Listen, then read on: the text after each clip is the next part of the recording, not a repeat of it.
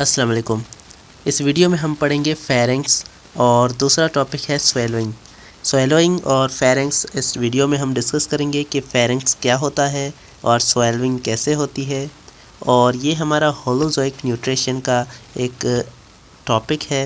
So let's start. The pharynx is connected anteriorly to oral cavity and nasal cavity simultaneously. तो ये जो हमारे पास pharynx है ये हमारे अंदर से जो है ओरल कैविटी से जो है कनेक्टेड है और नेसल कैविटी से भी कनेक्टेड है। अब कैसे, नेसल कैविटी क्या है, ओरल कैविटी क्या है, यहाँ पर देखें।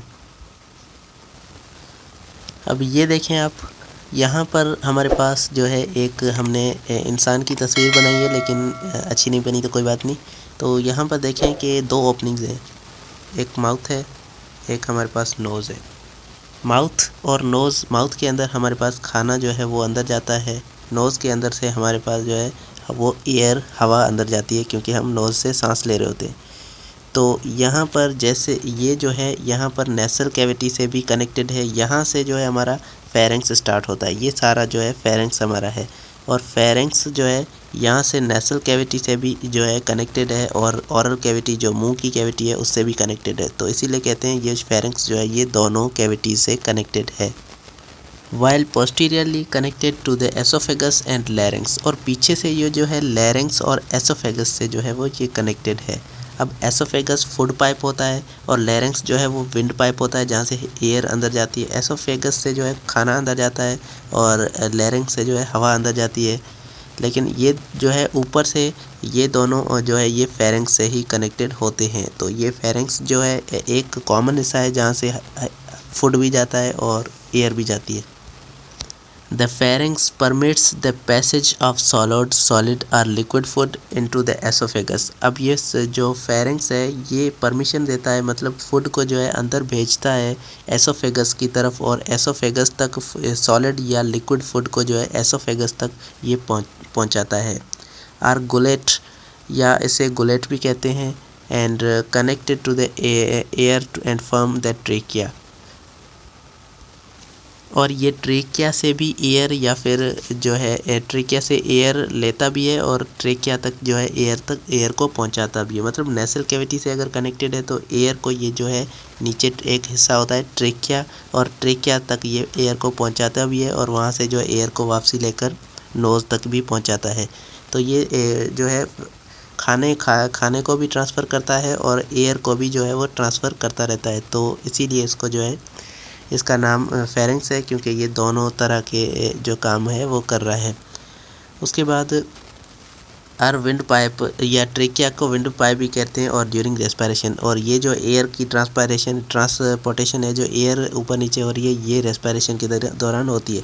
The pharynx also connects either side of the cavity of the middle air by the way of Eustachian tube. अब यूस्टेशन ट्यूब एक किस्म का ट्यूब है जो इनको जो है कान के साथ जो है कनेक्ट करता है।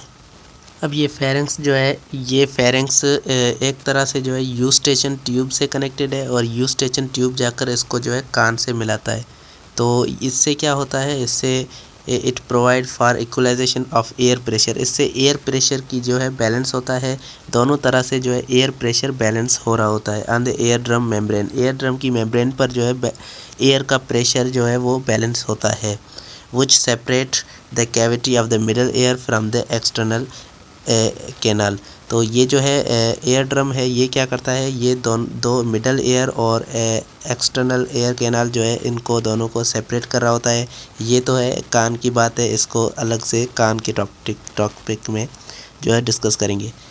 The principal of muscles of pharynx involve in the mechanics of swallowing are 3। तो इनके पास जो है 3 तरह की जो मसल्स होती हैं जो swallowing के प्रोसेस में हेल्प करती हैं।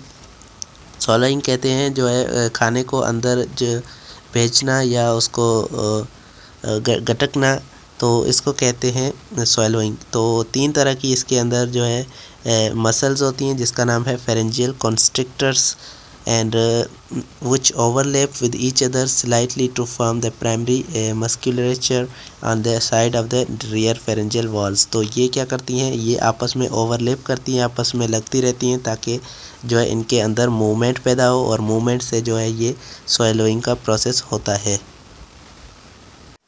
उसके बाद हमारा टॉपिक है swallowing. After sufficient chewing of food the food is mixed up with saliva in oral cavity. अब यहाँ पर क्या हो रहा है, फूड जो है वो कम्प्लीटली च्यू हो चुका है, चबाया जा चुका है। अब उसके साथ जो है सलाइवा वो भी मिक्स हो चुका है ऑरल कैविटी के अंदर। The food you ingested become soft lubricated बाल लाइक स्ट्रक्चर कॉल्ड बोलस। अब जो खाना हम माउथ में इंजेस्ट कर चुके हैं, अंदर जो डाल चुके हैं, वो एक किस्म का लुब्रिकेटेड सॉफ्ट बन जाता है और एक चुप सा जो है वो मटेरियल बन जाता है, एक बाल की तरह बन जाता है, उसे बोलस कहते हैं। उसका जो नाम है वो अब बोलस है। अब ये बोलस क्या है, ये खाने का एक टुकड़ा है जो हमने खाया है। It is pushed behind by tongue into the pharynx. अब ये जो है ये हमारी ज़बान की मदद से अंदर को पुश किया जाएगा, अंदर जाएगा, उसको पुश किया जाएगा फेरेंक्स की तरफ, क्योंकि ज़बान के आगे हमारी ओरल कैविटी के आगे पहला हिस्सा जो है वो फेरेंक्स आता है। The process is termed as swallowing. इस प्रोसेस को जो टंग की मदद से फेरेंक्स के अंदर खाना दाखिल किया जाता है, इस प्रोसेस को स्वैलोइंग या इसे डिग्लूटिशन कहते हैं।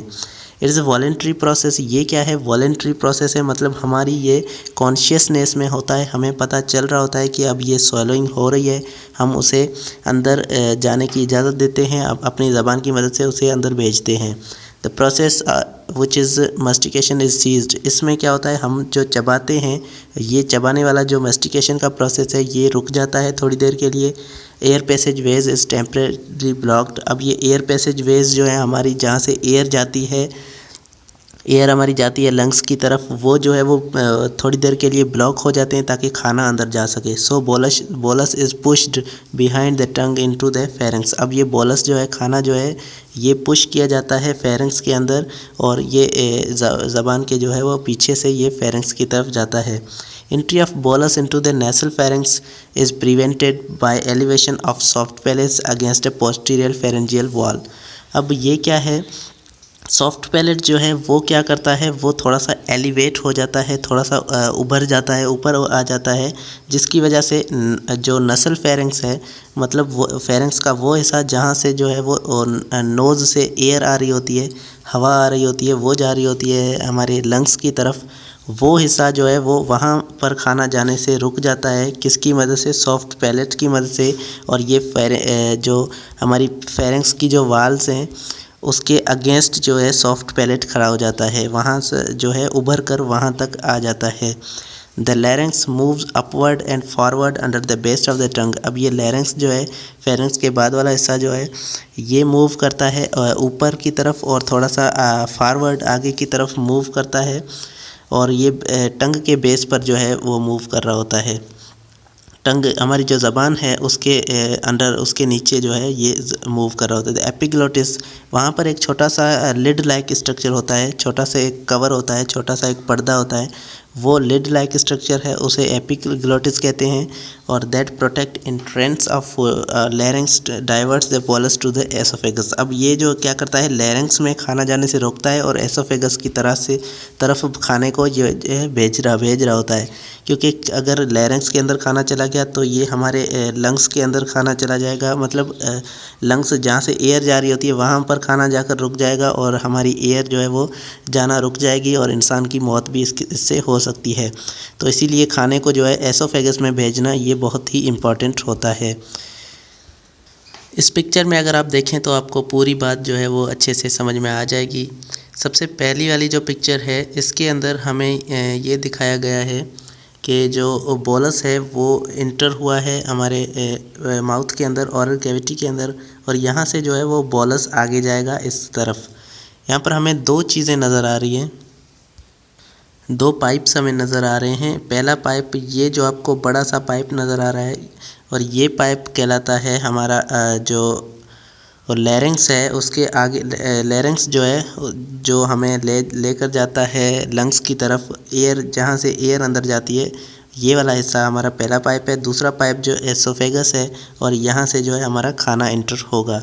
तो सबसे पहले ये बोलस है और ये बोलस जो है जैसे ही हमारे फेरेंक्स के अंदर एंटर होगा तो सॉफ्ट पैलेट, ये हमारे पास यहाँ पर सॉफ्ट पैलेट दिखाया गया है और ये सॉफ्ट पैलेट जो है ये नेसोफेरेंक्स या फिर हमारा जो नसल कैविटी है, नोज़ की कैविटी है, इसको ब्लॉक कर देगा और एयर जो है ये यहाँ से वापस जाना शुरू हो जाएगी। यहाँ पर देखें कि एयर जो है ये वापस जा रही है, तो यहाँ से ये ब्लॉक हो जाएगा और जो खाना है वो ऊपर की तरफ नहीं जा सकता। अब ये खाना यहाँ से नीचे की तरफ आएगा और नीचे की तरफ हमें जो पहला जो यहाँ पर पाइप था वो आपको दिख रहा है कि वो लैरिंक्स था, इसीलिए यहाँ पर एक लिड लाइक ये आपको जो स्ट्रक्चर नज़र आ रहा है ये लिड लाइक स्ट्रक्चर है, इसे एपिग्लोटिस कहते हैं। और ये एपिग्लोटिस जो है जैसे ही यहाँ पर खाना आकर गिरता है तो ये एपिग्लोटिस जो है वो बंद हो जाता है और यहाँ से जो है खाना एसोफेगस के अंदर जो है इंटर हो जाता है। तो ये सारा प्रोसेस हमारा स्वैलोइंग का प्रोसेस कहलाता है। उम्मीद है आपको ये पूरा लेक्चर जो है अच्छे से समझ में आ चुका होगा। वीडियोज़ आजकल कम आ रही हैं तो वो थोड़ा सा हमारा मसला था घर का। इंशाल्लाह हम जल्द ही इस चैप्टर को कंप्लीट करके अगला भी चैप्टर